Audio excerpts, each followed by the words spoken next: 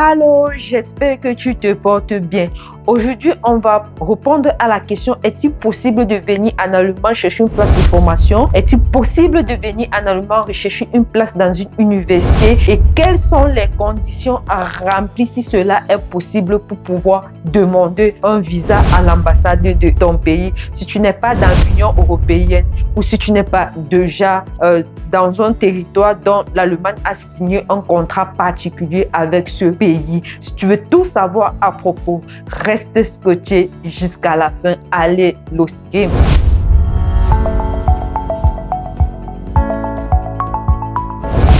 Si tu es nouvelle sur cette chaîne, moi c'est Viviane Simo et sur cette chaîne, je te donne des conseils et des stratégies sur comment faire pour voyager rapidement, facilement, mais surtout de façon moins coûteuse vers l'Occident. Donc si tu ne veux rien manquer à propos de ces conseils, mon frère, ma soeur, abonne-toi, active la cloche de notification, mais surtout mets un petit pouce like à cette vidéo pour que YouTube puisse la recommander aussi à plusieurs personnes. À la question à savoir, est-il possible de venir en Allemagne chercher une place de formation ou chercher une place dans une université? Moi je répondrais oui, il est possible. Il faut tout simplement remplir un certain nombre de conditions. La première condition, c'est au niveau de l'âge. Théoriquement parlant, pour ceux qui ont plus de 35 ans, il n'est pas possible d'aller à l'ambassade de demander un visa pour venir rechercher une formation professionnelle ici en Allemagne, théoriquement parlant.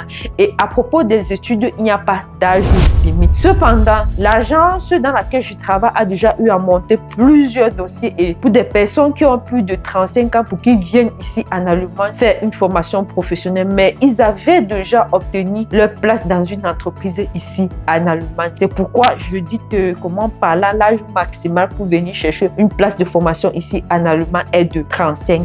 La deuxième condition, c'est au niveau des cours de langue. Pour ceux qui veulent venir en Allemagne rechercher une place de formation professionnelle, il faudrait que vous obteniez un niveau de langue équivalent minimum au B1. Pour cela, il faut faire des cours de langue jusqu'à le niveau B1, aller dans un centre agréé, passer ton examen, valider tous tes 4 modules pour pouvoir obtenir le certificat de B1. Maintenant, pour ceux qui veulent venir étudier ici, il y a le DHS 1, 2, 3 qui sont les différents niveaux de langue requis pour pouvoir étudier dans une université ici en Allemagne. Mais cependant, il y a les student collègues qui peuvent t'acquérir avec un niveau de langue un peu plus bas.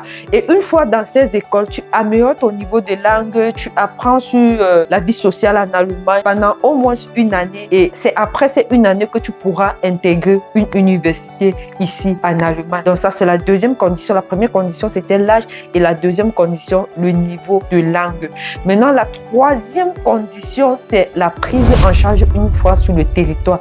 Pour la formation professionnelle comme pour les études, ils vont te donner un visa de minimum 9 mois. Le maximum, ça je sais pas, mais théoriquement, c'est 9 mois. Donc, il va falloir que tu prouves que une fois sur le territoire, pendant cette durée-là, tu pourras te prendre en charge toi-même. Et comment cela se fait? Soit par un compte bloqué, soit par un document signé par quelqu'un ici en Allemagne qui dit qu'une fois sur le territoire, il pourrait te prendre en charge.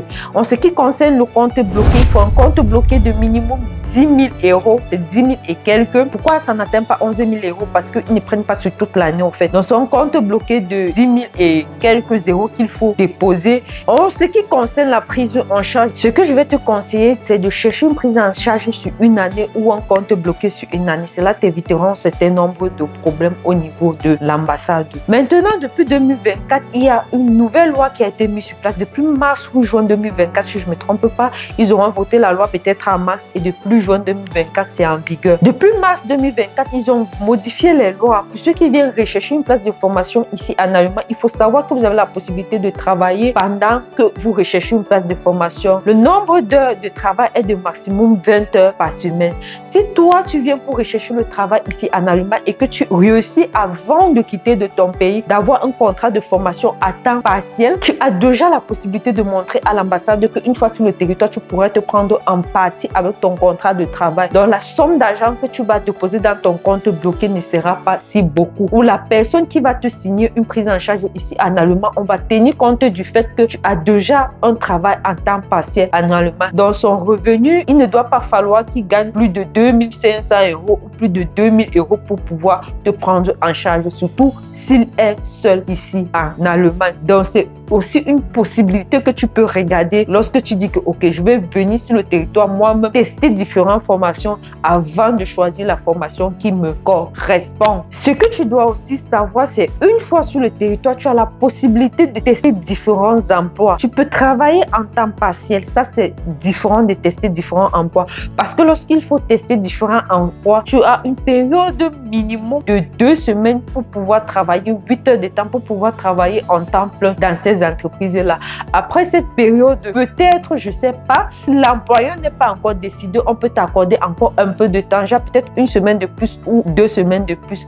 Bon, ça c'est encore à vérifier. Mais il faut savoir que déjà, tu as la possibilité de travailler minimum 2 semaines dans une entreprise en temps plein. Lorsque tu trouves une formation, que tu te dis que, ok, Simon Michel, je peux aller là-bas tester si ça me correspond, je prends, ou si ça me correspond pas, je laisse. Cependant, à la question à savoir, est-ce que si tu ne trouves pas une formation ou est-ce que tu ne trouves pas une place d'études après le temps qui t'est accordé, tu dois rentrer sur ton territoire, je réponds oui. Si tu ne trouves pas une place de formation ou si tu ne trouves pas une place d'études dans une université, on sera obligé de te rapatrier sur ton territoire, dans ton pays d'origine. Mais une fois dans ton pays d'origine, tu peux encore attendre 6 mois s'écouler et puis tu fais de nouveau une demande de visa pour venir en Allemagne, soit rechercher encore le travail, soit rechercher une place d'études dans une université. Mais ça, je pense pas que tu peux arriver jusque-là une fois sur le territoire. Parce qu'une fois sur le territoire, il te donne la possibilité de changer d'objectif. Je prends un exemple. Si toi, tu étais venu, par exemple, pour rechercher une place d'études dans une université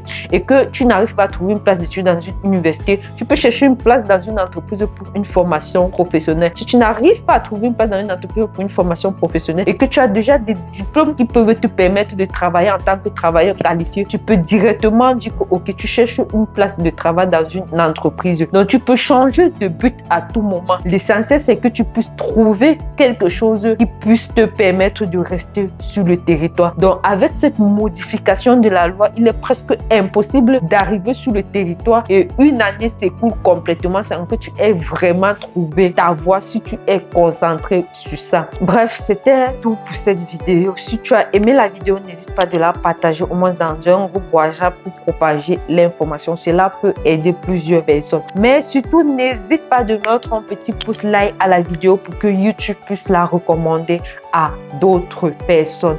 Allez, rendez-vous à la prochaine vidéo.